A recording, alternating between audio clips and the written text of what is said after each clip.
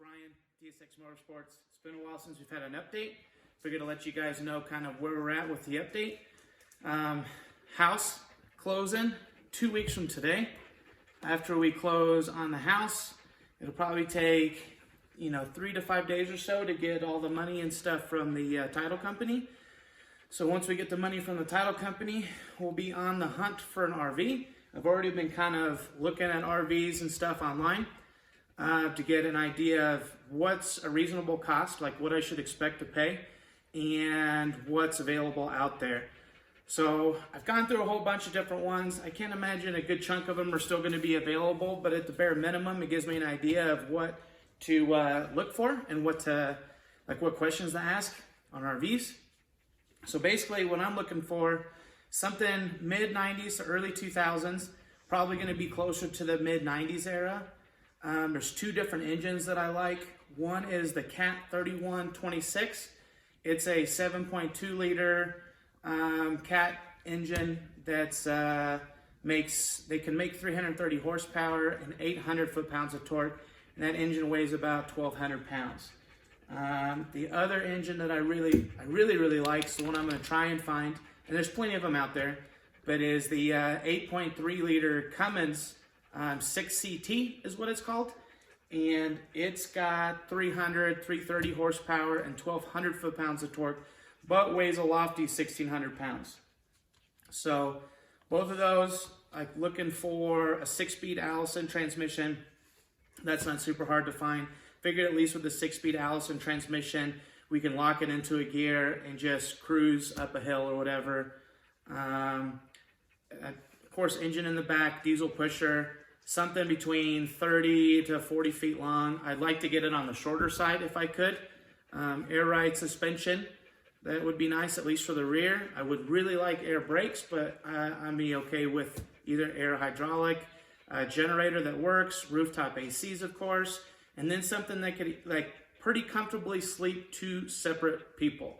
So I've seen a couple of RVs that are really built around a couple, where there's just the queen bed in the back and there's really nothing else to sleep on. I've seen some that most of them all have the queen bed in the back, which is awesome. But most of them have like a couch that folds out, and it's probably not too uncomfortable, but some of them definitely look more comfortable than others. I saw one that had been kind of refinished, and they had what looked like a super sweet setup with the bed and stuff. But yeah, so that's what we're looking for with an RV. It's gonna probably be, we're seeing them as cheap as $8,000 that need work on the coach side with the big engine, and the sky's the limit. So seems like they're really strong contenders as far as cost-wise, with most of the features I'm looking for in the $15,000 range, which is great. I really thought coming into this I was gonna have to spend at minimum 20 grand on an RV to get something that can tow with, plus what other things that I need to make it easier to tow. Which brings me to the next thing. I don't know if you guys are familiar with trailer totes, but essentially it's an extra axle that carries the basically the tongue weight of a trailer. So when you look at most RVs, Nell's bumping you guys. When you look at most RVs probably on the high end are rated at 1,000 pounds tongue capacity and 10,000 pound hitch capacity. Now, a lot of people do tow 15,000 pounds or so with them, and that's kind of where I'm setting my goal, to try not to exceed that number. But the payload or the tongue weight on a trailer, on the kind of trailers that we're looking for me and Nick, are gonna be super heavy tongues. So what the trailer tote does is it basically, the RV will push and pull the trailer, stop it and start it without having to carry the tongue load, and that little trailer tow goes into the receiver, just like you're hooking up another little trailer. They're probably about 2.5 to 3 feet long. They've got a nice swivel plate that you can lock out to reverse, to back up with, which is something I don't really want to do, but I mean, there's going to be times when you have to do it. And then they'll hold, on the bigger side, they'll hold up to 3,000 or so pound tongue capacity, which is great. The trailer that we want, I want to be able to pull 2 cars and their spares relatively comfortably. Now, an enclosed trailer can be, you get a 28 or a 30-foot enclosed trailer. You can definitely get 2 cars in there, and they're really not that expensive. Brand new, you could spend under 10 grand and get a pretty nice new trailer. Used, you can get them for as cheap as, $6,000 or $7,000, maybe even cheaper than that. And what's wrong, Sammy? Why are you crying so much? So yeah, you can get, a trailer, for $6,000, $7,000. That's not super expensive. And then you can, but you end up with a unit that's super, super long, when you consider you're on a 30-foot, 35-foot anyway, 35 or 40-foot RV. And you've got a trailer now that's 30 feet long with the tongue. So now you're looking at probably 34, 35 feet. And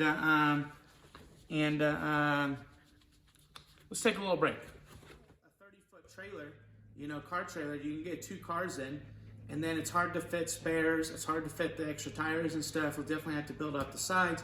But then you also get a trailer and a truck combination that's super long, like a 35-foot to 40-foot RV with a trailer that's probably going to be pushing 34, 35 feet on its own. So now you're talking, over 70 feet potentially. So a lot of states are pretty tricky. Some of the states like Colorado are okay with 70-foot long rigs. Most of the states are at 65-foot limits, which I don't know how strictly that's going to be enforced. But then there's states like Virginia that are enforced at 60 foot. So trying to avoid the majority of Virginia if we can. But yeah, so that brings me to the trailer that we really want is probably a 2-car stacker. So a good a cheap 2-car stacker, you usually start at 22-foot long box length, and then you'll have probably like a 3-foot hitch on that. And then you figure another 2.5 feet or so from the tow. So now you're talking a 22-foot trailer ends up with being probably 26, 28 feet. So at least that makes it a little bit more doable. 22 feet is still going to be pretty snug, but I mean, with 22 feet, we can at least get some tires and some spares in there, and we get 2 cars in it. And if we have to do any work where we've got to jack the cars up or do any under the carriage work, then we can pull the, do it on the lift that's inside there. So I've seen those trailers new for 22, 24, 26-foot length boxes around the $19,000 to $21,000 mark, but they're not really fitted out really well. So but at $21,000, that makes those trailers considerably more higher cost. So they're not really fitted up crazy. They have the lift inside of them and stuff, and then new deck and everything. And those cheaper trailers at 22 to 24-foot long boxes are weighing about 7,500 pounds with nothing in it. So they have a GVW of 21,000, which is great, but at least we can keep the weight down-ish and get the cars in there with our spares and stuff. And it's at 22 feet, it'll still be pretty snug, but you consider the WRX is about 14 and a half, 15 feet long. The S2000 is about 14 feet long. Putting them, stacking them up on top of each other, we'll have plenty of room inside there to at least get the cars in there with at least some tools and some extra spares. Now, I have seen some used, which has been great because I haven't seen very many used when I was looking 2 months ago. We've seen several used, from like 12,000 on up, to 12,000, 15,000, all the way up to 25 plus. And really, I don't want to spend more than 20,000 on one. But then you start trading off like, well, do we want a longer one? Can we get more space? And then all this stuff starts adding up, and you're like, well, here we were trying to, be nice and try and keep this rig under, 70 feet long, and I'm already eyeballing 30-foot long enclosed, stacker trailers. So hopefully it doesn't get that crazy, but that's the idea, a 34 to 40-foot long trailer or a truck with like a 22 to 26-foot box stacker. And then with that, I think we can try and keep it under roughly 65 feet traveling with the tow. So all that together, I'm really trying to set the budget, trying to keep as cheap as I can on the budget, but without screwing myself. So like tires, most of these are on semi-truck tires. Those are super expensive if it needs tires, generator repairs, things like that. So we're trying to, once I go through and start really looking at all these vehicles, really need to make sure that everything, I know what I'm looking for, and making sure, you know, what the costs are to repair or replace some of these items. And then going from there as far as doing any of the work, picking it up and all that jazz. So hopefully, I mean, in about 3 weeks, hopefully I'm going somewhere and picking up another RV, at which point I'll definitely keep you guys updated on the RV that we pick. So Class A's, diesel pushers, you know, 3126 or the 6CT Cummins, 6-speed Allisons. Air ride would be nice.